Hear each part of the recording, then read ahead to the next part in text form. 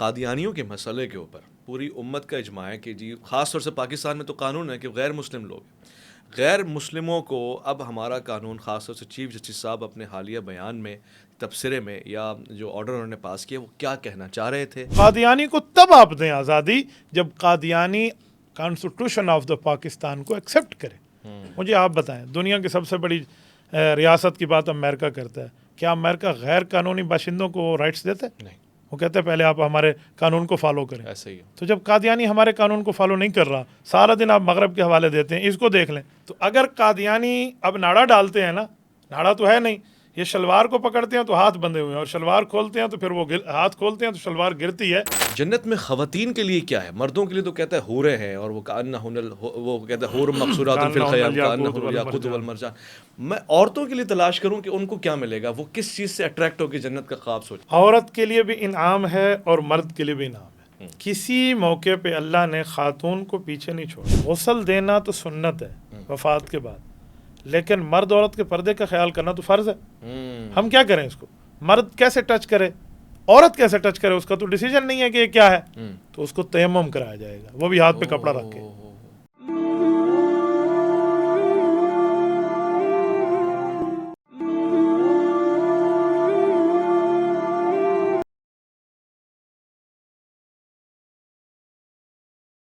سلامتی ہے ان آنکھوں پہ جو ہدایت پہ نظریں جمائے بیٹھی ہیں, ان کانوں پہ جو ذکر خیر کے منتظر رہتے ہیں, اور ان قدموں پہ جو ہدایت کی راہ پہ گامزن ہیں. السلام علیکم ورحمۃ اللہ وبرکاتہ.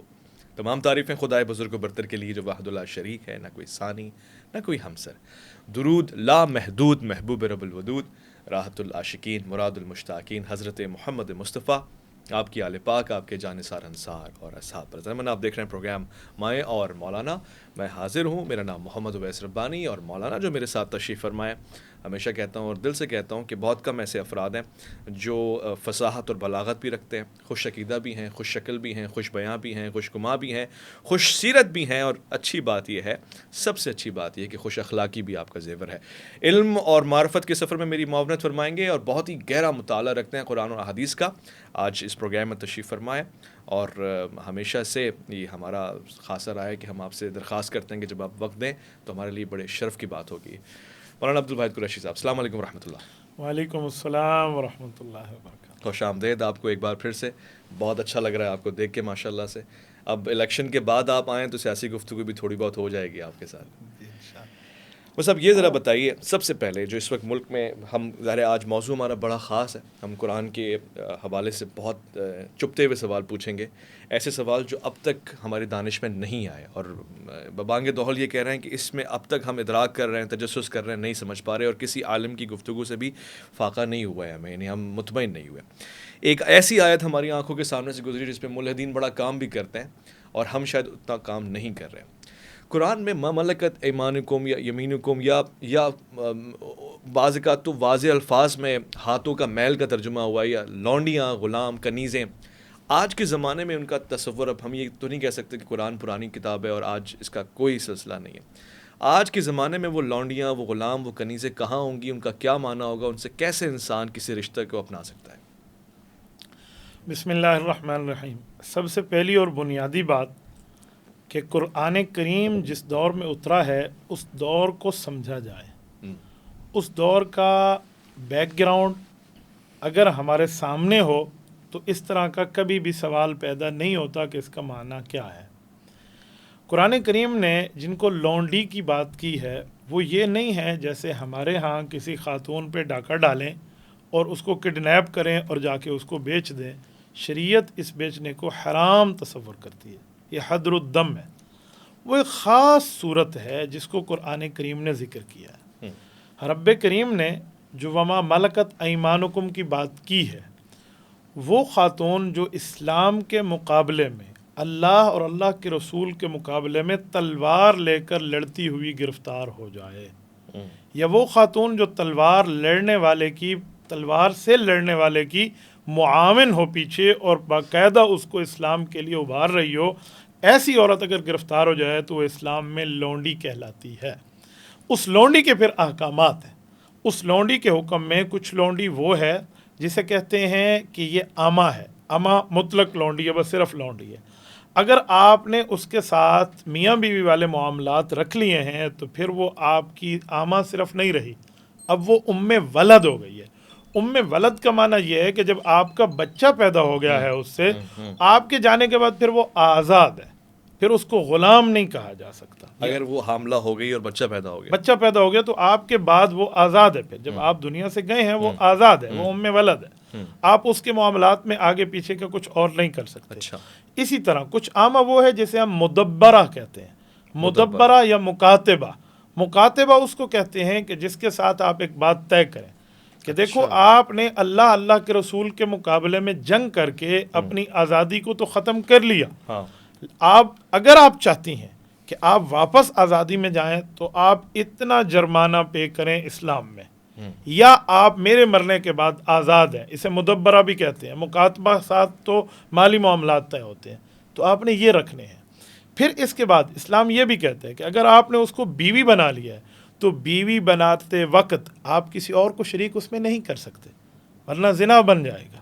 یعنی اس کو ذرا وضاحت کے ساتھ بیان فرمائیں۔ میں مثال دے رہا ہوں کہ ایک لونڈی بن کے آ گئی ہے، اسے میں نے خرید لیا ہے، وہ میری گھر والی ہے، میں اس سے فزیکل ریلیشن کر رہا ہوں، تو اس دوران میرے دوست اس کو استعمال نہیں کر سکتے، اس دوران میرا بیٹا اسے استعمال نہیں کر سکتا، اگر وہ بیوی بن گئی ہے یا کیونکہ بیوی بن گئی ہے۔ جب میں نے اس کے ساتھ ایک دفعہ بھی قربت کا ارادہ کر کے گیا ہوں، پھر وہ بیوی ہے، پھر وہ یہ نہیں ہے کہ ہم اسے پبلک پراپرٹی کہہ دیں یا کچھ اور کہہ دیں، ایسا کچھ بھی نہیں ہے۔ اسلام نے اس کو حقوق دیا، ایسے ہی اسلام نے مرد کو بھی دیا کہ مرد پھر غلام بن جاتے ہیں جو اسلام کے مقابلے میں تلوار اٹھا کے آئے۔ اللہ خالق ہے، اور جب یہ مخلوق خالق کا مقابلہ کرے گی اور اس طرح میدان میں آ کر آئے گی تو پھر اس کے نتائج بھی تو ہوتے ہیں نا، تو اس نتیجے پہ یہ غلام ہے۔ ہمارے ہاں کچھ اور سمجھا جاتا ہے، ہمارے ہاں سمجھا یہ جاتا ہے کہ گھر میں کام کرنے والی جو ہے ماسی صاحبہ جو آتی ہیں وہ لونڈی ہے، نعوذ باللہ من ذالک، ایسا کچھ بھی نہیں ہے۔ یا گھر میں کام کرنے والا یا مجھ سے جونیئر جو وہ ہے، کیا نام ہے، سرونٹ ہے میرا، تو وہ میرا غلام ہے، ایسا کچھ بھی نہیں ہے۔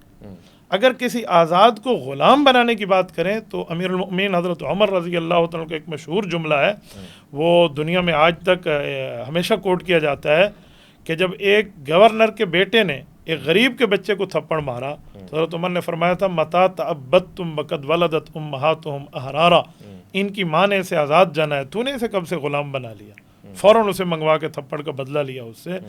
تو غلام اور آزاد میں یہ فرق ہے جس کو ہم سامنے نہیں رکھتے تو پھر اعتراضات آ جاتے ہیں۔ اوکے، اچھا، اسی کیس کو ہم مزید ڈیٹیل میں اسٹڈی کرتے ہیں۔ اگر وہ کنیز جو لونڈی ہے آپ کی، جب آپ اس سے نکاح کرتے ہیں تو وہ بیوی بنتی ہے، جب وہ کنیز ہے تب بھی وہ آپ اس پہ فزیکل اپنی پاور جما سکتے ہیں؟ جب وہ کنیز بن گئی ہے تو وما ملکت ایمانکم، میں اس کی ملکیت اپنے ہاتھ میں لے چکا ہوں۔ ٹھیک ہے، قربت میں خاوند بیوی والا آپ اس سے تعلق رکھ سکتے ہیں، کیونکہ اس کے لیے روایات موجود ہیں، طلاق الامت سنتان و عدتها حیضتان، کہ جو عورت باندھی بن گئی ہے، اب یہ بطور باندھی ہے تو اس کے پردے میں بھی فرق ہے، اس کا پردہ وہ آزاد عورت کی طرح پردہ نہیں ہوگا، دوسرے طرف سے شمار کیا جائے گا کہ یہ ایک باندھی جا رہی ہے۔ آزاد عورت کو تو فل پردہ ہے اسلام۔ اچھا، اس کا پردہ ہاف ہے؟ اس کا پردہ ہاف ہے، اس کی کمر اور اس کے آگے چہرے کے معاملات میں بالکل فرق آ جاتا ہے۔ اچھا، پھر اس کا جو طلاق ہے وہ طلاق، اس کی 2 طلاقیں، آزاد عورت کی 3 طلاقیں ہیں، اس کی 2 ہیں۔ اچھا، آزاد عورت کی جو عدت ہے وہ عدت ہے 3 مینسز، اور اس خاتون کے 2 مینسز ہیں، یہ عدت ہے۔ بڑا فرق ہے حضرت اسلام میں۔ یہ بتایا جا رہا ہے کہ جب آپ اللہ کے رسول کے خلاف تلوار لے کر آئیں گے اور مقابلہ کریں گے تو خالق اپنے مخلوق پر اپنا حکم دے سکتا ہے۔ اور آج کے دور میں بھی ایسی، اگر اسلام کسی جگہ پہ غالب آ جاتا ہے اور سامنے جو اسلام سے مقابلہ کر رہے ہوتے ہیں تو جو ان کی خواتین ہیں وہ لونڈیاں بن جائیں گی؟ ایسے نہیں ہے۔ اچھا، اگر جہاد فی سبیل اللہ ہو، اوریجنل جہاد ہو، جس کو ہم جہاد کہتے ہیں، اسلام جسے جہاد مانتا ہے، اس جہاد میں مقابل آنے والے کا اگر خاتون ایسی آتی ہے تو اس کو لونڈی بنایا جا سکتا ہے۔ حکم نہیں ہے اسلام کا کہ آپ ہر صورت بنائیں، آپ اس کو بنایا جا سکتا ہے۔ ہاں، اس لونڈی بنانے کے بعد آپ اس کو آزاد کر دیں تو قرآن اور احادیث کی یہ باتیں اور احکامات کیوں پس پش ڈال دیے جاتے ہیں کہ فتحریر رقبہ، 28واں پارہ پہلا صفحہ، رب کریم نے غلام آزاد کی بات فرمائی ہے کہ آپ نے ایک غلام آزاد کرنا ہے، ادھر آپ نے اتنے غلام آزاد کرنے ہیں، پھر غلام آزاد کے اوپر آپ کو اللہ جہنم سے آزاد کرے گا، تو کئی فضائل بھی ہیں. لوگ سمجھتے ہیں کہ یہ اللہ نے حکم دیا ہے کہ اس طرح بناؤ. اجازت اور حکم میں بڑا فرق ہوتا ہے. صحیح. ایک ہے اجازت، ایک ہے حکم. حکم اللہ رسول نے نہیں دیا کہ آپ بنائیں. ہاں کوئی چاہے تو اسے بنا سکتا ہے، لیکن پھر اسے آزادی کے بارے میں بھی تو بات ہے. اگر آپ اس کو آزاد کر دیں، جیسے اس وقت اقوام متحدہ کے قانون چل رہے ہیں کہ ایسے نہ کریں، اگر اس کو فالو کر کے اسلام کے معاملات پورے رکھ کے کوئی آزاد کر دیتا ہے تو اس کے لیے اجر بھی ہے. اچھا ٹھیک ہو گیا. اچھا یہ جو لونڈیوں کے ساتھ کا سلسلہ ہے وہ نکاح میں شامل تو نہیں ہوگا؟ یعنی 4 نکاح پلس لونڈیاں ہوں گی، یا وہ نکاح کاؤنٹ ہو جائے گا؟ نہیں، نکاح 4 ترتیبیں ہیں. وہ آزاد عورت کا مسئلہ ہے. جو لونڈیاں ہیں آپ متعدد رکھ سکتے ہیں، اس میں 4 کی قید نہیں ہے. لیکن اگر کسی خاتون کے ساتھ آپ نے نکاح کر لیا ہے تو وہ پھر آپ کی بیوی بن گئی ہے، لونڈی نہیں رہی. ٹھیک ہو گیا. کیونکہ احادیث پاک میں ہے کہ اگر آپ نے اس کو اچھی تعلیم دی ہے، اچھی تعلیم، دینی تعلیم دینے کے بعد آپ نے اس کو آزاد کیا ہے، پھر اس نے اپنی مرضی سے آپ سے نکاح کر لیا، تو آپ کے لیے تو ڈبل جنت ہے. خوبصورت. تو پھر وہ 4 بیویوں میں آ جائے گی. ورنہ اگر اس طرح نہیں ہے تو پھر لونڈی آپ متعدد رکھ سکتے ہیں. اچھا یہ تیسری جو دنیا ہے، یعنی میں بڑے احترام سے کہہ رہا ہوں کہ وہ احباب جو جینیٹیکلی یا نیچرلی خسرے کہلاتے ہیں، ان کے لیے کیا احکامات ہیں؟ یعنی ان کے لیے جنت کا، جہنم کا تصور ہے؟ جنت میں بھی اگر جائیں گے تو ان کے لیے کیا ہے؟ لونڈیاں ہیں، غلام ہیں، کیا سلسلہ ہے؟ اسلام میں اگر ہم غور کریں، آج عنوان عظمت قرآن کا ہے تو قرآن کریم ہی اس کے لیے پڑھ لیتے. جی. رب کریم نے مرد کی بات بھی کی ہے، عورت کی بات بھی کی ہے، اور اس طرح ان کی بات بھی کی ہے. مخنث کی بات بھی قرآن کرتا ہے. یہب لمن یشاء اناسا ویہب لمن یشاء الذکور او یزوجہم ذکرانا و اناسا ویجعل من یشاء عقیما. رب کریم نے اپنی قدرت کی 4 باتیں اس آیت میں ارشاد فرمائیں. فرمایا یہب لمن یشاء اناسا، رب جسے چاہتا ہے بچی دیتا ہے، بیٹی دیتا ہے. دیکھیں اللہ نے ترتیب شروع بیٹی سے کی ہے. اس کا مطلب ہے کسی کو بیٹی ملے تو دل چھوٹا نہ کرے وہ کہ میری پہلی بیٹی کیوں ہے. ترتیب میں رب نے پہلی بیٹی سے بات کی ہے. وَيَهَبُ لِمَن يَشَاءُ الذُّكُورَ، اور جسے چاہتے ہیں اللہ بیٹا دیتا ہے. او یزوجہم ذکرانا و اناسا، لفظی ترجمہ ہے جسے چاہتا ہے مذکر اور مؤنث دونوں دیتا ہے. اس کا ایک مطلب یہ بھی ہو سکتا ہے کہ بیٹیاں بیٹے ملا کے دیتا ہے، اور ایک مطلب مخنث بھی ہو سکتا ہے جس میں دونوں شرائط پائی جائے. وَيَجْعَلُ مَن يَشَاءُ عَقِيمًا، جسے چاہتے ہیں اللہ بانج بنا دیتا ہے. تو یہ رب کریم کا کام ہے. اس میں میرا اور آپ کا کوئی دخل نہیں ہے، میاں بیوی کا کوئی دخل نہیں ہے کہ وہ اس وجہ سے ہو رہا ہے. جب رب کریم نے ان کو ایسے بنا لیا تو پھر ان کے احکامات بھی اسلام میں موجود ہیں. کتاب الخنسا باقاعدہ ہماری فقہ میں موجود ہے، جو اسلامک لا ہے کہ ان کے ساتھ آپ نے کیسے رہنا ہے. ان کے لیے جو مسائل آتے ہیں نا وہ 2-3 طرح کے آتے ہیں. کہ اگر یہ بنیادی طور پہ خنسا کی 3 قسمیں بتائی جاتی ہیں: خنسا مذکر، خنسا مؤنث اور خنسا مشکل. جو خنسا مذکر ہے اگرچہ اس میں دونوں علامات پائی جاتی ہیں لیکن مردانگی اس پہ غالب ہے تو یہ خنسا مذکر ہے. اور اس طرح مؤنث ہے، علامات دونوں ہیں لیکن اس میں زنانہ پن غالب ہے تو میجارٹی وہاں ہے تو اس کو ترجیح ہے کہ یہ خنسا مؤنث ہے. اور جو مشکل ہے اس میں دونوں ہوتے ہیں، اس میں ڈیسیجن کرنا مشکل ہو جاتا ہے. اگر خنسا مذکر ہے تو اس کا خواتین سے پردہ ہے، صحیح، اور خاتون کا اس سے پردہ ہے. اور پھر اس نے اپنی نماز روزے کی ترتیب کس طرح کرنی ہے، مردوں کی طرح کرنی ہے. اچھا. اور اور یہ فوت ہو گیا تو اس کا کوئی فوت ہو گیا، اس کو وراثت ملے گی تو مردوں والا حصہ ملے گا. اوکے. اس طرح عورت ہے تو اس کی ساری ترتیب عورتوں والی آئے گی. مسئلہ آ جاتا ہے خنسا مشکل پہ کہ اب اس کا پردہ کرائیں مردوں سے یا نہ کرائیں. اس کو غسل کون دے گا وفات کے بعد؟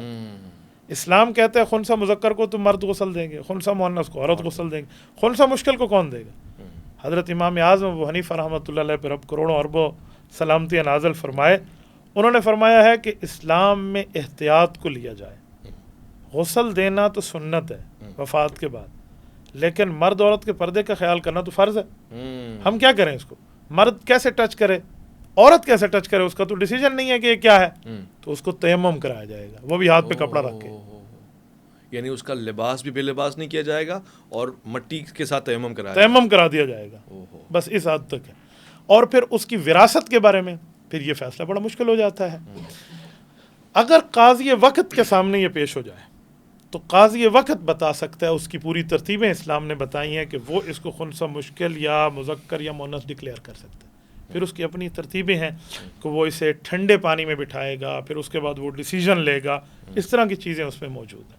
اوکے، بڑا سینسیٹیو ہے ماشاء اللہ۔ میں خواتین حضرات یہ بات کہوں اور برملا کہوں، یہ جو اس موضوع پہ ہم بات کر رہے ہیں، ظاہر قرآن سے ہم نے ایک چیز نکالی، ایک اشارہ ہے، مگر اس سے قبل ہم نے اس پہ ڈسکس نہیں کیا اور ان کو بتایا بھی نہیں ہے، تو یہ بڑی بات ہے کہ اتنی اچھی تیاری اور فقہی احکام سے اس حد تک شناسائی بہت دلچسپ بات ہے۔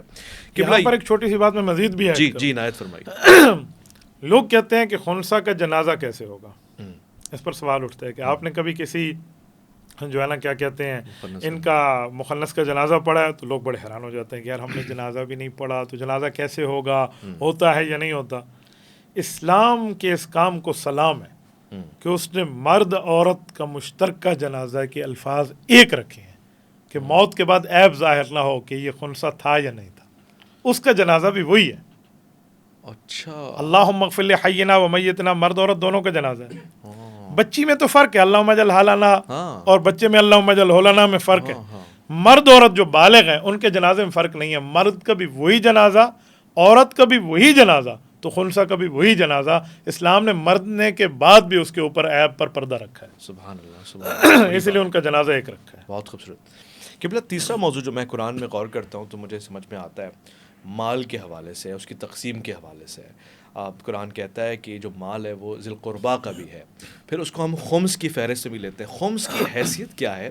اور یہ سوال بھی اٹھتا ہے کہ اہل سنت خمس سے بری ہو جاتے ہیں یا نہیں ادا کرتے؟ خمس تو مال رسول ہے، مال اللہ ہے، وہ ملنا چاہیے۔ تو آج کے دور میں کیا خمس دیا جاتا ہے اور دینا چاہیے؟ اسلامی حکومت موجود ہو تو وہ ترتیب اس کی ہے، آپ کی اور میری نہیں۔ جہاں تک خمس ہے وہ نبی پاک صلی اللہ علیہ وآلہ وسلم کے رشتہ داروں کا تھا اور حضور پاک علیہ الصلوۃ والسلام کی زندگی میں رہا۔ آج کے دور میں جب اسلامی حکومت نہیں ہے تو خمس دے گا کون؟ اسی لیے بہتر ہے کہ ہم سادات کو کہتے ہیں کہ ان پہ زکوٰۃ تو نہیں لگتی، کیونکہ اوساخ مال ہے اور وہ مال سادات جیسی عظیم ایک نسبت رکھنے والے کے اوپر کیسے لگے گی؟ تو بہتر ہے کہ اس کو عطیہ دیا جائے، ہدیہ دیا جائے، اس کو گفٹ دیا جائے، تحفہ دیا جائے۔ تو وہ خمس کیا ہے، سدس ہو، ربع ہو، اس سے بھی بڑھ کے ہو تو بندہ اس کو دے سکتا ہے خمس کو۔ اہل سنت والجماعت جو خمس سے اگر اپنے آپ کو تہی دامن کی بات جیسے آپ کر رہے ہیں، تہی دامن کی بات نہیں ہے۔ اہل سنت نے تو سادات کو اس حد تک عزت دی ہے کہ کوئی سید ہو تو سید کے سامنے تو اف بھی نہیں کرنی۔ میں آپ کو اس کے اوپر کئی مثالیں دے سکتا ہوں۔ مثلاً حضرت امام احمد بن حنبل رحمہ اللہ، المتوفی 241 ہجری، بہت بڑا نام ہے، امت کے چوتھے بڑے امام ہیں۔ حضرت امام احمد رحمۃ اللہ علیہ ہر کوڑا کھانے کے بعد وقت کے حکمران کو معافی دے رہے ہیں۔ افوت اللہ، کوڑا لگ رہا ہے، اور کوڑا ایسا کہ ابن خلدون رحمہ اللہ نے لکھا ہے کہ ہاتھی کو لگے تو وہ چنگاڑ مار کے بھاگ جائے۔ ہر کوڑے کے بعد معافی دے رہے ہیں۔ پوچھا گیا کیوں؟ کہ یہ آل رسول ہے، میں اس کی قدر کر رہا ہوں۔ اللہ اکبر، آپ اندازہ لگا، یہ عباسیوں کے لیے کہا، اندازہ لگا۔ اس سے آپ سمجھیں کہ آپ کو اور میرا ان سے اختلاف ضرور ہے، لیکن امام احمد بن حنبل کی نظر میں ان کی عزت کتنی ہے کہ یار اولاد کس کی ہے؟ آل عباس ہے۔ ظلم معاملہ اپنی جگہ، لیکن اس کی عزت اور احترام اس حد تک کر رہے ہیں۔ تو اہل سنت کے ہاں تو سادات کی عزت اور احترام سکھائی گئی ہے، اس پہ تو کوئی مسئلہ نہیں ہے۔ تو کیسے ہم خمس سے پیچھے ہو جائیں؟ بلکہ سادات کو اس سے بڑھ کے دیا جائے جب تک اسلامی حکومت کا قیام نہیں ہے۔ ہاں جب اسلامی حکومت کا قیام ہو جائے گا وہ اس کے لیے خمس کر لیں، سدس کر لیں، ربع کر لیں، ثلث کر لیں، جو بھی کر لیں وہ ان کا اپنا فیصلہ ہوگا۔ کوئی اہل رسول سے بھاگنے والی بات نہیں ہے اہل سنت میں۔ ٹھیک ہو گیا، جنت کی طرف چلتے ہیں۔ اللہ تعالیٰ ہم سب کو جنت میں لے کے جائے، بہترین ٹھکانہ ہے۔ جنت میں خواتین کے لیے کیا ہے؟ مردوں کے لیے تو کہتا ہے حوریں ہیں، اور وہ وہ کہتا ہے حور مقصورات فی الخیام کأنہن الیاقوت والمرجان۔ میں عورتوں کے لیے تلاش کروں کہ ان کو کیا ملے گا، وہ کس چیز سے اٹریکٹ ہو کے جنت کا خواب سوچیں؟ عورت کے لیے بھی انعام ہے اور مرد کے لیے بھی انعام ہے۔ کسی موقع پہ اللہ نے خاتون کو پیچھے نہیں چھوڑا۔ ان المسلمین والمسلمات والمؤمنین والمؤمنات والقانتین، قرآن کریم نے ہر جگہ خاتون کو ساتھ رکھا ہے۔ ہم سمجھتے ہیں کہ عورت اور مرد یہ سائیکل کے پہیے ہیں، یہ برابر چلیں گے، وہ آگے اور یہ پیچھے، تو سائیکل چلے گا، ورنہ نہیں چل سکتا۔ جنت میں مرد کے لیے مقام ہے جیسے آپ نے حور کہا ہے، عورت کے لیے بھی مقام ہے۔ عورت کو یہی اپنا خاوند ملے گا، کوئی جنت کا بنا ہوا مرد نہیں ملے گا۔ جیسے عام طور پہ نظریہ ہمارے جناب ذاکر نائک صاحب کا ہے نا، وہ کہتے ہیں کہ مرد کو جنت میں حور ملے گی اور عورت کو جنت میں حورا ملے گا، حورا ہوگا. یہ پتہ نہیں ان کے یہاں کو کنسیپٹ ہے. اچھا پھر انہوں نے جو دلیل دی وہ دلیل بڑی عجیب قسم کی ہے. وہ اس میں کہتے ہیں وَزَوَّجْنَاهُمْ بِحُورٍ عِین. قرآن حور کہتے ہیں تو حور مذکر مؤنث دونوں کو شامل ہے. میں نے کہا بات اتنی نہیں ہے. وَزَوَّجْنَاهُمْ ہم ضمیر کا مرجع تو مرد ہے، تو بات تو کھلی ہے کہ مرد کو عورت ملے گی. آپ نے عورت کو مرد کہاں سے نکالی؟ تو عورت کو دنیا کا خامد ملے گا. اس پر پھر سوال اٹھتا ہے کہ جو عورت کنواری فوت ہو گئی اس کو کیا ملے گا؟ تو پھر اس پر میرا سوال ہے کہ جو کنوارا مرد فوت ہو گیا اسے کیا ملے گا؟ تو کنوارے مرد کو کنواری عورت کے ساتھ شادی کرنے کے جنت میں اختیار دیا جائے گا. اچھا جی ہاں، اپنی مرضی سے انتخاب کریں آپ. انتخاب کریں. واہ واہ. یہ انتخاب دنیا میں بھی ہے. دیکھیں دنیا میں قرآن کریمہ میں کہتے ہیں آپ پسند کی شادی کر سکتے ہیں. میں آیت پڑھ رہا ہوں، رب کریم فرماتے ہیں فَانْكِحُوا مَا طَابَ لَكُم مِّنَ النِّسَاء. طابہ کسے کہتے ہیں؟ طیب قلب کو. اپنی پسندیدہ جگہ پہ شادی کریں. اب یہاں جب ہم لفظ بولتے ہیں کہ پسندیدہ جگہ پہ کریں تو لوگ سمجھتے ہیں کہ آپ کسی کی بہن بیٹی کو پھنسا لو. نہیں، میں اس افیئر کی بات نہیں کر رہا. اس کے لیے طریقہ ٹھیک اختیار. آپ کو ایک جگہ رشتہ پسند ہے، آپ امی جی سے کہیں، بہن سے کہیں، خالہ سے کہیں، پھوپھو سے کہیں، ان سے کہہ کر آپ ان کو بھیجیں اور صحیح طریقہ اختیار کریں. رانگ وے یوز نہ کریں، رائٹ وے سے جائیں. کیونکہ قرآن کہتا ہے وَأْتُوا الْبُيُوتَ مِنْ أَبْوَابِهَا. اپنے گھر دروازے سے آؤ. تو دیوار پھلانگ کے نہ آئیں، کسی ترتیب سے آئیں تو پسندیدہ جگہ پہ آپ شادی کر سکتے ہیں. تو جب دنیا میں ہے تو اللہ کنوارے بندے کو جو کنواری عمر میں فوت ہو گیا اسے وہ کنواری لڑکی کے اختیار دے گا کہ جس سے چاہے وہ نکاح کر لے. سبحان اللہ سبحان اللہ. اس جنت کے تصور کو اور سمجھتے ہیں. خلقت آدم علیہ السلام پہ آتے ہیں. قرآن کہتا ہے ہم نے اپنی روح پھونکی ہے اس میں. یہ روح کا تصور کیا ہے؟ کیا انسان کے اندر اللہ کی روح شامل ہے؟ آدم علیہ السلام اللہ کی روح رکھتے ہیں؟ اس سے مراد کیا ہو سکتا ہے؟ نبی پاک صلی اللہ علیہ وآلہ وسلم سے یہی سوال ہوا. غالباً سورت بنی اسرائیل آیت نمبر 85 ہے. وَيَسْأَلُونَكَ عَنِ الرُّوحِ قُلِ الرُّوحُ مِنْ أَمْرِ رَبِّي وَمَا أُوتِيتُم مِّنَ الْعِلْمِ إِلَّا قَلِيلًا. قرآن کریم کہہ رہا ہے کہ اے نبی پاک صلی اللہ علیہ وآلہ وسلم، یہ لوگ آپ سے روح کے متعلق سوال کر رہے ہیں. ان کی کویسچننگ ہے کہ ہمیں بتائیے کہ روح کی حقیقت کیا ہے. تو رب کریم نے پھر جواب بھی نبی علیہ السلام کو خود فرمایا کہ قل فرما دیں الروح من امر ربی. یہ روح اللہ کا ایک امر ہے، اللہ کا ایک حکم ہے. اب سوال ہوتا ہے وہ حکم کیا ہے؟ جیسے آپ نے کہا کیا خدائی روح آ گئی، تو قرآن نے آگے باؤنڈریز کھینچ دی. فرمایا وما اوتیتم من العلم الا قلیلا. اس بارے میں یہ تھوڑی بات جو بتائی گئی ہے بس اسی کو مانو. اس پر قرآن نے بحث کرنے کی اجازت نہیں دی. اس پر قرآن کریم نے ڈیٹیل بتانے پوچھنے کی اجازت نہیں دی. بس اتنی بات فرمائیے کہ روح ہے، اس کی ایک حقیقت ہے، وہ اللہ تعالیٰ کا امر ہے، تو اللہ تعالیٰ نے آپ کو روح دے دی ہے. اس کی مزید ڈیٹیل سے قرآن کریم نے باؤنڈریز کھینچ کے روک دیا ہے. اب میں جتنی اس پر بات کروں تو وہ اٹکل پچو تو ہو سکتے ہیں. میری رائے آئی تھنک، اب میں یوں کہوں یہ تو کہہ سکتا ہوں، باقی اس کی کوئی دلیل کی بنیاد پہ ہم بات نہیں کر سکتے کہ جتنی بات قرآن نے بتائی ہے بس اتنی ہی مان لی جائے. خوبصورت. اچھا جانوروں میں روح ہوتی ہے؟ جی ہاں. ذی روح کا معنی یہ ہے کہ جس میں دنیا کے اندر اس کو حیات ملی ہے. ذی روح صرف جانوروں میں نہیں ہے. یہ روح اور حیات کا جو معاملہ ہے یہ جنات کا بھی تو ہے، اچھا جانوروں کا بھی ہے. یہ روح کا تعلق تو فرشتوں سے بھی ہے، سب سے جن کو زندگی ملی ہے. روح کی مختلف شکلیں. ایک روح وہ ہے جو آپ اور مجھ میں ہے. ایک روح وہ ہے جو درخت بڑا ہو رہا ہے تو اس میں بھی تو حیاتی موجود ہے نا، لیکن اس کی اپنی ترتیب پر ہے، ہماری اپنی ترتیب پر ہے. تو روح سب میں ہے حضرت، لیکن اللہ کا امر ہے، اللہ کا حکم ہے، اللہ تعالیٰ نے اس کو رکھا ہے جیسے رکھا ہے. یہ رب کریم کی شان ہے. اگر ہم اس پہ بات کریں تو ہمارا ذہن ہے مخلوق، اللہ ہے خالق. تو مخلوق کبھی خالق کا ادراک نہیں کر سکتی. بس جتنا رب نے بتا دیا بس اس حد تک ہم چلیں. بہترین. سبحان اللہ. رمضان الکریم آ رہے ہیں، روزوں کے حوالے سے لوگ بے شمار سوالات پوچھتے ہیں. ہمیں بھی ایک سوال، عجب سوال موصول ہوا. ایک صاحب نے فرمایا کہ میں روزہ رکھنا چاہتا ہوں اور اس رمضان میرا پورا ارادہ ہے کہ میں روزے رکھوں، مگر مجھے شراب کی لت لگی ہوئی ہے، تو کیا میں شراب سے سحری وغیرہ کر سکتا ہوں؟ روزہ ہوگا میرا؟ اویس بھائی، جہاں تک بات ہے روزے کی، تو روزہ کیوں رکھا جاتا ہے؟ قرآن کریم نے بتایا ہے لعلکم تتقون، کتب علیکم الصیام کما کتب علی الذین من قبلکم لعلکم تتقون. تم پہ لوگوں روزے فرض کر دیے گئے ہیں جیسے پہلے روزوں پہ تھے، پہلے لوگوں پہ روزے فرض تھے. کیوں؟ تاکہ تم تقوی دار بن سکو. اب تقوی کسے کہتے ہیں؟ اگر ہم تقوی کی حقیقت سمجھ آئیں تو شراب سے سحری اور افطاری کرنے کا جواب ہمیں مل جائے گا. امام قرطبی رحمۃ اللہ علیہ نے ذالک الکتاب لا ریب فیہ ھدی للمتقین کے تحت ایک روایت لکھی ہے الجامع لاحکام القرآن للقرطبی میں. وہ فرماتے ہیں حضرت عمر رضی اللہ عنہ کا دور تھا، صحابہ اور اہل بیت حضرت عمر کے ارکان پارلیمنٹ تھے، یہ موجود تھے. تو حضرت عمر نے ایک سوال کیا کہ ھدی للمتقین، قرآن کہتا ہے کہ تقوی اختیار کریں، اس کے بارے میں اللہ تعالیٰ نے بڑی بات فرمائی ہے. تو تقوی کسے کہتے ہیں؟ جیسے ہم روزے میں کہتے ہیں لعلکم تتقون.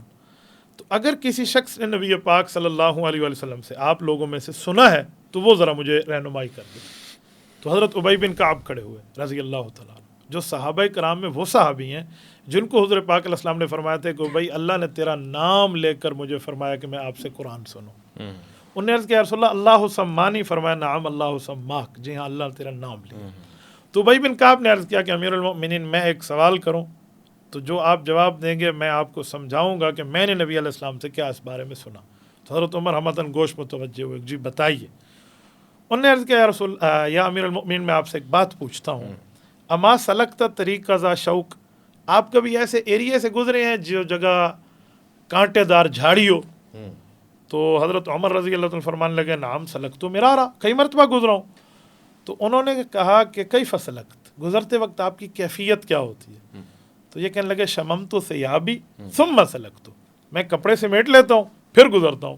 تو انہوں نے کہا فذاکت تقوی. ہم نے حضور پاک سے بھی یہی سنا ہے کہ دنیا سے ایسے گزرو کہ نافرمانیوں کا کانٹا تمہاری کپڑوں میں الجھ نہ جائے.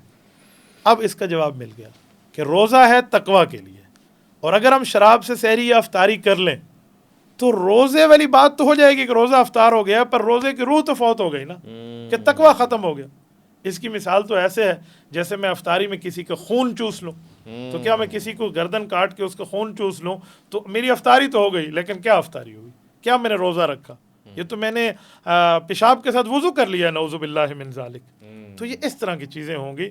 تو اسی لیے جو ساتھی سحری والے بات اس سلسلے میں پوچھ رہے ہیں تو ان کو اگر اس طرح سمجھا دیا جائے تو انہیں سمجھ آئے گا کہ نیکی برباد اور گناہ لازم والا شکل نہ. یہ ایک اور سوال بھی اسی طرح کا آیا، وہ بھی میں آپ سے پوچھ سکتا ہوں، آپ بڑی شفقت سے جواب دیتے ہیں.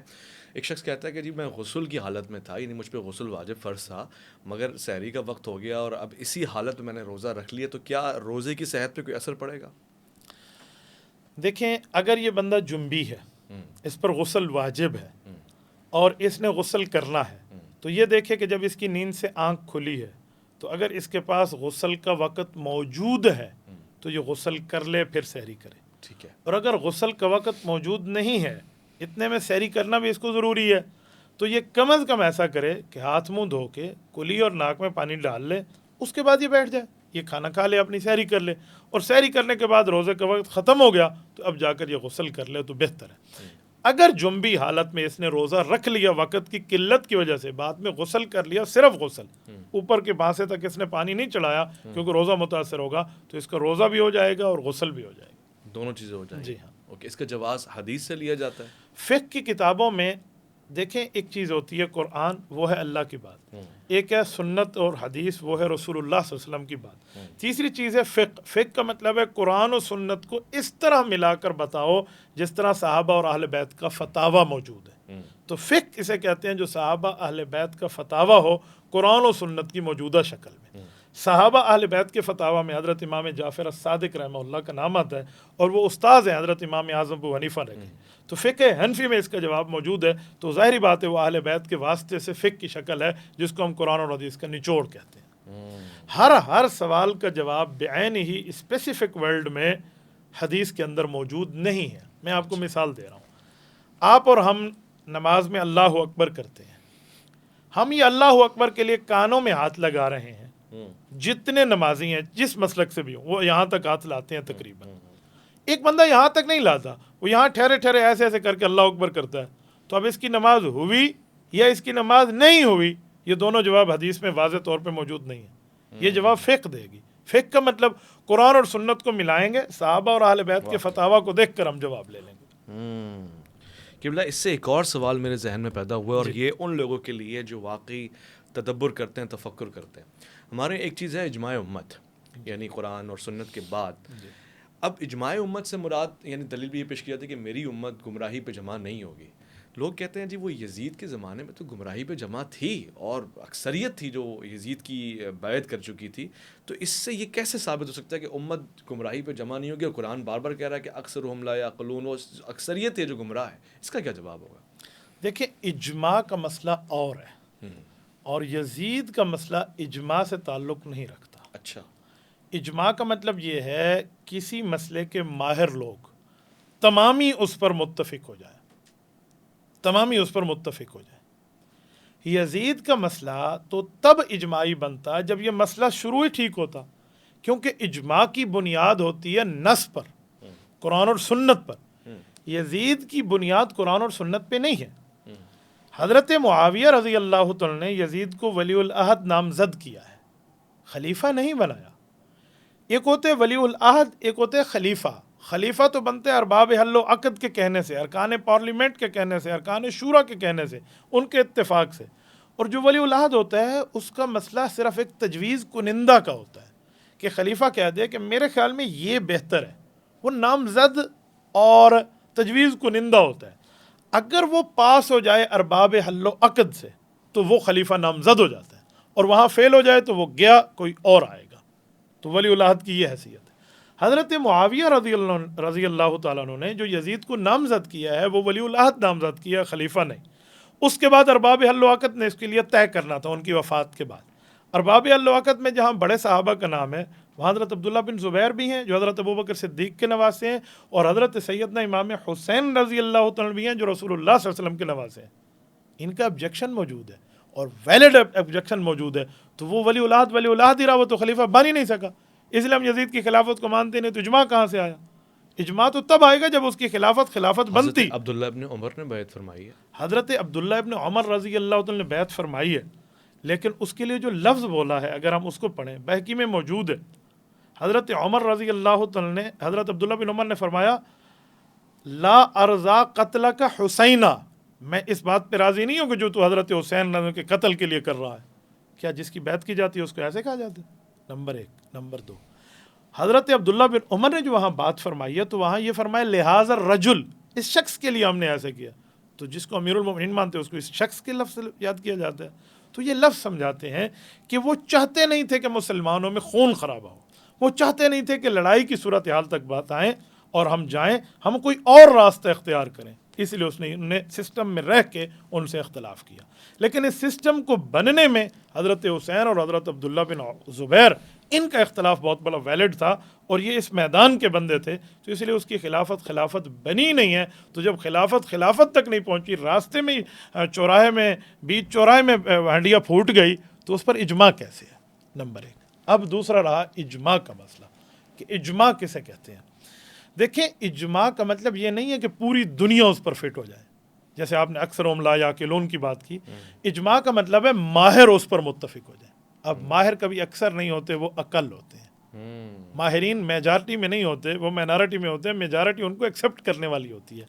تو ماہرین اگر کسی مسئلے پر متفق ہو جائیں تو وہ اجماع بنتا ہے. تو یہاں پر سارے ماہرین اور اکثریت ماہرین کی کسی قسم کی یزید کے ساتھ مسئلہ نہیں ہے. نمبر ایک. نمبر دو، اگر وہ اجماعی مسئلہ ہوتا تو اجماعی مسئلے کے خلاف بات کرنا پھر حرام ہو جاتا ہے، غلط ہو جاتا ہے. کیونکہ قرآن کہتا ہے کہ اجماعی مسئلہ جو نہ مانے تو اس کے لیے کیا حکم ہے. سورۃ النساء آیت نمبر 115 ہے. رب نے فرمایا وَيَتَّبِعْ غَيْرَ سَبِيلِ الْمُؤْمِنِينَ، اجماعی مسئلہ یعنی مؤمنین کے راستے کے علاوہ چلے گا تو نُوَلِّهِ مَا تَوَلَّىٰ وَنُصْلِهِ جَهَنَّمَ وَسَاءَتْ مَصِيرًا. رب نے اسے کھینچ کے باہر کر دیا، جہنمی راستہ بتایا. اگر یزید کا مسئلہ نعوذ باللہ ہم اجماعی مانے تو حضرت حسین کے لیے آپ کیا حکم دیں گے؟ حضرت عبداللہ بن زبیر کے لیے آپ کیا حکم دیں گے؟ وہاں نعوذ باللہ ان کے بارے میں جو جنت کے نوجوانوں کے سردار ہیں، ہم کوئی غلط لفظ ان کے لیے بولیں کہ قرآن ونصلی جہنم کہہ رہا ہے؟ تو وہ اجماعی مسئلہ سرے سے ہے ہی نہیں یزید کا. یزید کا مسئلہ اتنا ہے جس کو ہم دوسرے لفظوں میں غصب والی حکومت تو کہہ سکتے ہیں کہ یہ ارباب حل و عقد نے تمہیں طے بھی نہیں کیا اور تم پہلے حکومت پہ پہنچے، تو اس کو ہم کیسے کہیں؟ نمبر ایک. نمبر دو. نمبر تین، یزید کو تو اپنے گھر نے بھی نہیں مانا. معاویہ ثانی رضی اللہ تعالی عنہ جو حضرت معاویہ کے پوتے ہیں، یزید کے بیٹے ہیں، خود یزید کے مخالف ہیں. 40 दिन में हुकूमत छोड़ दी इनके बाद। तो आप मुझे बताएं, मुआविया सानी इसको घर से भी नहीं मान रहा, तो जिसको घर से नहीं मान रहा कोई, आप और हम उसको कहाँ इजमाई कह सकते हैं। लेकिन ये बाद करबला है, करबला के बाद के मामलात है ना कि जी उसको हाँ। एक्सपोज हो गया, इमाम हुसैन ने अपनी तहरीक के ज़रिए इस तरह से एक्सपोज फरमाया। अच्छा, एक बड़ा पॉइंट का सवाल मेरा यहाँ पे बनता है, इजमाए उम्मत ही को समझ रहा हूँ आज के दौर में। इजमाए उम्मत, इजमाए मसला के अहले सुन्नत या देवबंद या बरेलवी होगा, ये पूरी उम्मत, इसमें तमाम मशारिक शामिल होंगे? जब इजमाए उम्मत की बात करेंगे तो फिर तो सब शामिल है। अच्छा, जब इजमाए उम्मत की बात है या इजमा किसी अहम इलाके का है तो फिर और बात है। मैं मिसाल दे रहा हूँ, पाकिस्तान में जो नोट चल रहा है इस पर पाकिस्तानियों का इजमा है, इसमें हिंदुस्तान या बाकी मुल्कों का मसला नहीं है। लेकिन कोई ऐसी करेंसी की होनी चाहिए, इस पर पूरी दुनिया का इजमा है। तो जो मसला पूरी दुनिया के हाथ तक होगा उसे इजमाए उम्मत कह सकते हैं। जो किसी ख़ास स्पेसिफिक अवाम तक होगा तो उसे ख़ास हिस्से तक इजमा का नाम दिया जा सकता है, उसको इजमाए कुल्ली नहीं कहा जा सकता। खूबसूरत। एक सवाल है, बड़ा दिलचस्प है, करंट अफेयर से जुड़ा हुआ है, और मैं इस सवाल को पूछने से पहले ख़वातीन हज़रात ख़ुद भी बयां कर दूं और मुफ्ती साहब से भी कह दूं कि मेरी वजाहत दीजिएगा, ऐसा ना हो कि मुझे कोई कादियानी कहना शुरू कर दे। कादियानियों के मसले के ऊपर पूरी उम्मत का इजमा है कि जी, ख़ास तौर से पाकिस्तान में तो कानून है कि गैर मुस्लिम लोग, गैर मुस्लिमों को अब हमारा कानून, ख़ास तौर से चीफ जस्टिस साहब अपने हालिया बयान में, तबसरे में, या जो ऑर्डर उन्होंने पास किया, वो क्या कहना चाह रहे थे, क्या मुराद ली गई है, इसके माने क्या हैं, क्या कोई लॉबी है जो काम कर रही है इस सिलसिले में, इसको ज़रा बयां फरमा दें। वैसे भाई बात यह है कि एक शख्स है जिसका नाम है मुबारक अहमद सानी, ज़िला चिनियोट का रहने वाला है। इस बंदे पे इल्ज़ाम है कि इसने तफसीर सग़ीर बांटी है, और तफसीर सग़ीर ये मिर्ज़ा बशीरुद्दीन महमूद मिर्ज़ा कादियानी के बेटे की तफसीर है, जो बहन है। और उस तफसीर में ये लफ्ज़ है, वह बिल आखिरत हम यूक़िनून का माना ये है कि तर्जुमा तो ये है कि मुसलमान क़यामत पे ईमान रखते हैं, तो कहते हैं बिल आखिरत से मुराद मिर्ज़ा कादियानी है कि इस पे ईमान रखते हैं। उसने ऐसे ऐसे अंदर जो है ना वो किए हैं ना एतराज़ात, और कुरान की तफसीर को तहरीफ में बदला, ये किताब वो बांट रहा है। इस पर FIR हो गई और वो बंदा गिरफ़्तार हो गया। सेशन कोर्ट ने भी उसकी गिरफ़्तारी बहाल रखी, हाई कोर्ट ने भी गिरफ़्तारी बहाल रखी। चीफ जस्टिस साहब ने इस पर कोई अजीब काम कर लिया। चीफ जस्टिस साहब के सामने मामला पेश हुआ तो जनाब उस्मान करीम मुद्दा अलैह यानी कादियानी के वकील हैं, अहमद रज़ा गीलानी साहब ये रियासत की तरफ से वकील हैं, क्योंकि वो केस बाय रियासत था ना, बनाम रियासत, तो रियासत तरफ से अहमद रज़ा साहब हैं। इन्होंने खड़े होकर कहा कि चीफ जस्टिस साहब ये केस मुझे रात मिला है, मैं इस पर स्टडी नहीं कर सका, लिहाजा मुझे स्टडी करने के लिए कोई एक दिन तो दे दें ताकि मैं इस पर बात करूँ। कहा जी खामोश, आप सिर्फ FIR पढ़ें। उसने FIR पढ़ी, उसके बाद मुद्दई खड़ा हुआ, उन्होंने कहा जी बात का बैठ जाओ तो मैं कंटेम्प्ट का नोटिस दूंगा। क्या मतलब? फिर से आपने सिर्फ उसी रिलीफ देना है। जस्टिस मुसर्रत हिलाली बैठी है, उसका तो एक रिमार्क्स भी नहीं है, वो खामोशों के साथ बैठी है, 2 रुकनी बेंच है, और यहाँ पर साथ बैठे हैं चीफ जस्टिस साहब, और ये सिर्फ रिलीफ देने के मामलात में वहाँ बैठे हैं। वो कहते हैं इस पर यह दफ़ा नहीं लगता, ये दफ़ा जो है 2021 में बना है, और ये केस जो मसला बना है 2019 का, इस पर नहीं लगता। चीफ जस्टिस साहब अगर इतनी सादी बात थी तो जब FIR दर्ज हो रही थी उस वक्त कौन सा दफ़ा लगा? इसका माने कोई दफ़ा था ना जो उस वक्त लगा, आप उसको क्यों हटा रहे हैं? 295/B 298/C ये तो दफ़े 1974-1984 के मौजूद है कि कादियानी इस्लाम के नाम पे अपने आप को पेश नहीं कर सकते, इसने तो तफसीर कुरान बांटी है, तो ये दफ़े तो मौजूद थे, आपने दफ़े क्यों हटवाए? फिर चीफ जस्टिस साहब कहते हैं कि 2021 में कानून बना है और 2019 में ये जुर्म हुआ है, तो जुर्म माकबल है, तो माबाद का दफ़ा माकबल पे नहीं लगता। इतनी सादी बात नहीं है। ये जो कानून माबाद वाला बता रहे हैं ये 2011 में बना है। अच्छा जी हाँ, 2021 में सिर्फ उसकी सज़ा मसलन 3 साल है ना, 3 साल से बढ़ा के 5 साल कर दी गई, सज़ाएं बढ़ाई गई हैं। आप सज़ाएं बढ़ाए वाली माबाद वाला कानून ना लगाए ना, माकबल वाला लगा लें 2011 का है, वो भी नहीं लगाया। अच्छा, उसके अलावा चीफ जस्टिस साहब ने जो रिमार्क्स दिए हैं ना, 17 पॉइंट्स हैं। 17 पॉइंट्स में 6, 7, 8, 9 ये जो 4 पॉइंट्स हैं ना, अल्लाह अकबर, अगर आप इसको पढ़े ना, ये सुप्रीम कोर्ट की वेबसाइट पर मौजूद है, उर्दू में भी और इंग्लिश में भी। मैं चूँकि LLB से लॉ का स्टूडेंट हूँ तो मैं इस हवाले को बहुत अच्छी तरह जानता हूँ। तो जब ये बात आई ना तो सब कह रहे फैसला पढ़ा तुमने। लोग समझते हैं मौलवियों को इंग्लिश नहीं आती, कोई कहता है कोई समझ नहीं सकता। तो जब ये बातें आई ना बार बार के फैसला पढ़ा और इधर से उलमा की बात आई, तो मैंने फैसला डाउनलोड कराया, मैंने पढ़ा और ये फैसला मेरे पास मौजूद है।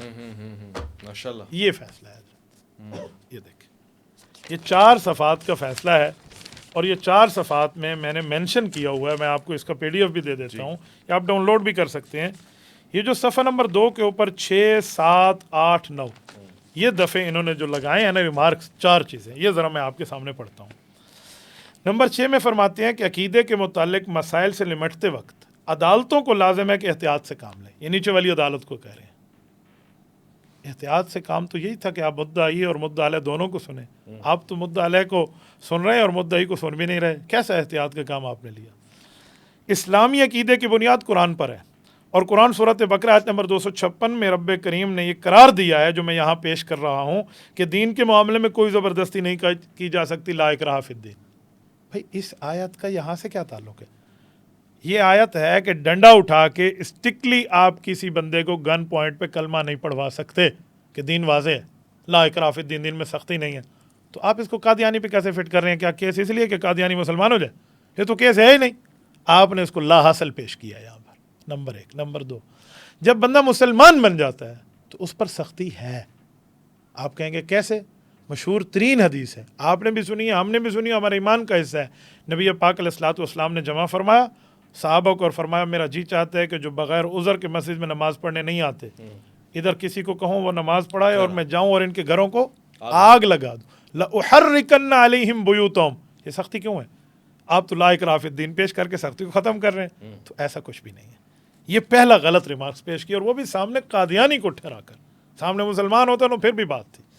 دوسرا بڑا اہم نقطہ جو انہوں نے کہا ہے، اور وہ بھی بڑا شدید قسم کا دل دکھانے والا ہے، وہ کہتے ہیں، یہ پوری تفصیل ہے، اس میں آخری پیراگراف پڑھتا ہوں، کہ عقیدے کی آزادی اسلام کے بنیادی تصورات میں ہے۔ حضرت عقیدے کی آزادی اسلام کی بنیادی تصورات میں ہے، تو کیا قادیانی کو بھی غلط عقیدے کی بنیاد پر ختم نبوت کے خلاف آزادی ہے؟ اس سے تو بظاہر یہ سمجھ آ رہا ہے کہ قادیانی اپنی مذہب میں آزاد ہے۔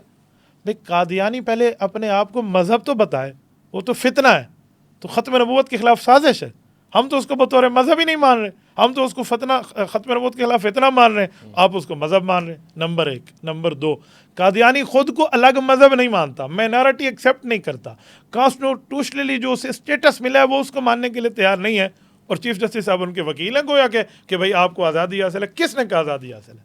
کوئی آزادی حاصل نہیں ہے۔ اور پھر اس کے بعد انہوں نے یہاں قرآن کی آیت پیش کی کہ سورۃ رعد آیت 40، سورۃ ہود آیت نمبر 99 میں کچھ بھی نہیں ہے کہ جس میں کسی قادیانی کو آزادی ملی ہو، یہاں کچھ بھی نہیں ہے۔ حضرت نے نمبر پیش کیا، یہاں نمبر کی آیت کے لفظ مینشن نہیں کیے۔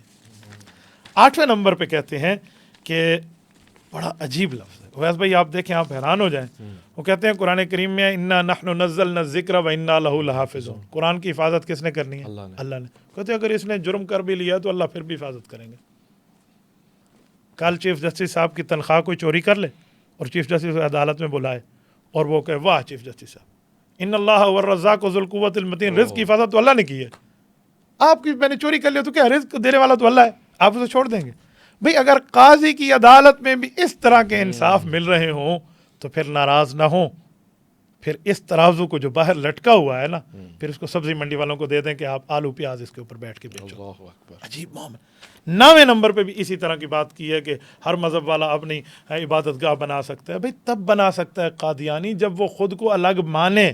وہ تو کہتا ہے کتے کا گوشت بیچ رہا ہے بکرے کے نام پہ، تو کفر بیچ رہا ہے اسلام کے نام پہ، کچھ بھی نہیں کہا، اور اس کو سب کچھ کر کے سارے دفعات ہٹا کے آخر میں لکھا کہ فوراً مچلکے پر ضمانت کر کے رہا کیا جا رہا ہے۔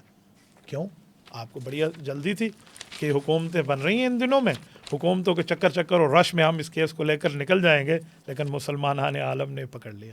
یہ 6 فروری کی بات ہے، اور آج حضرت 27 فروری 2024 ہو گئی ہے۔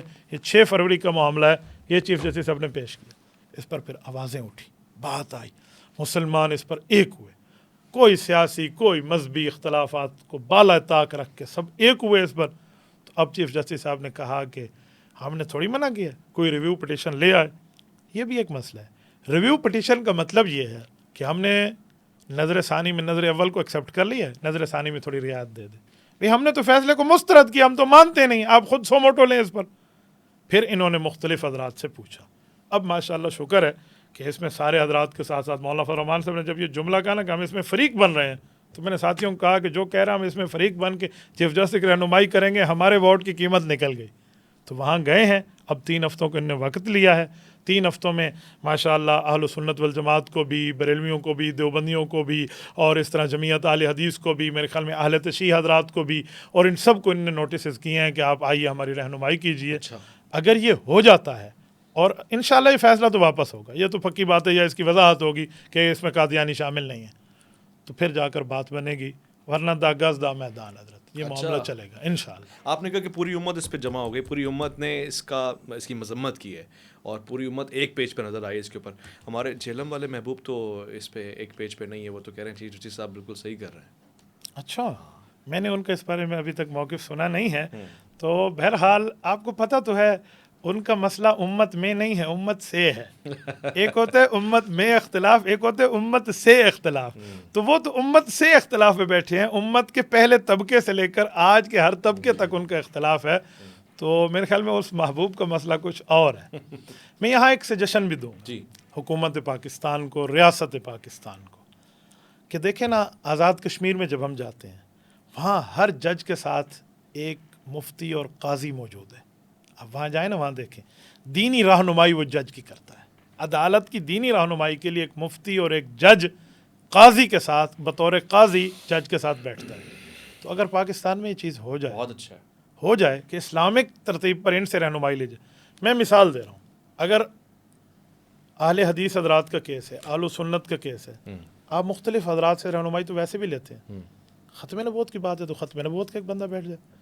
کوئی اہل تشیع کا آپس میں اختلاف تمہارے پاس ہے تو اہل تشیع کا ایک بندہ تمہارے پاس موجود ہو. کسی اور مسلک کا تو وہ ان سے رہنمائی لے، اور جو ان کے جو ہے نا کیا کہتے ہیں مسلک اور نظریے کے مطابق ان کا فیصلہ کر دے.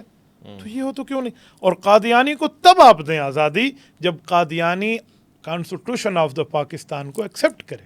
مجھے آپ بتائیں، دنیا کی سب سے بڑی ریاست کی بات امریکہ کرتا ہے، کیا امریکہ غیر قانونی باشندوں کو رائٹس دیتا ہے؟ نہیں، وہ کہتے ہیں پہلے آپ ہمارے قانون کو فالو کریں. ایسا ہی ہے. تو جب قادیانی ہمارے قانون کو فالو نہیں کر رہا، سارا دن آپ مغرب کے حوالے دیتے ہیں، اس کو دیکھ لیں کہ آپ نے تو ہمارے قانون کو ایکسیپٹ نہیں کیا، ہم آپ کو کس بنیاد پر رائٹس دیں؟ تو ان کو رائٹس تو تب ملا ہے جب یہ ہمارے قانون کو فالو تو کریں. تو یہ شاہ سے زیادہ شاہ کے وفادار بننے والی بات ہے. میں نے تو اس دن پریس کانفرنس میں ایک ساتھی کو بڑی گپ شپی بات بھی سنائی.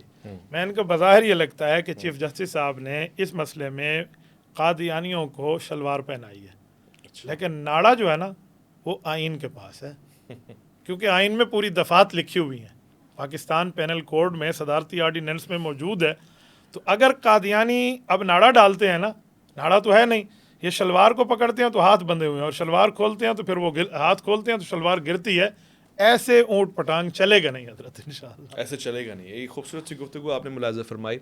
جناب مفتی عبدالواحد صاحب جو حافظ قرآن بھی ہیں اور احادیث کے اوپر بہت ہی گہری نگاہ رکھتے ہیں، آپ کے سامنے حالات حاضرہ کے اوپر جو فیصلہ آیا تبصرہ بھی فرمایا، قرآن و حدیث کی روشنی میں وضاحت بھی فرمائی ہے.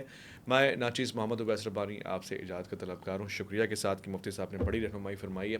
مزید بھی پروگرام آپ ملاحظہ فرمائیں گے. الف لام میم، اور میں مولانا سے مجھے دیجیے گا اجازت. اللہ کی امان میں.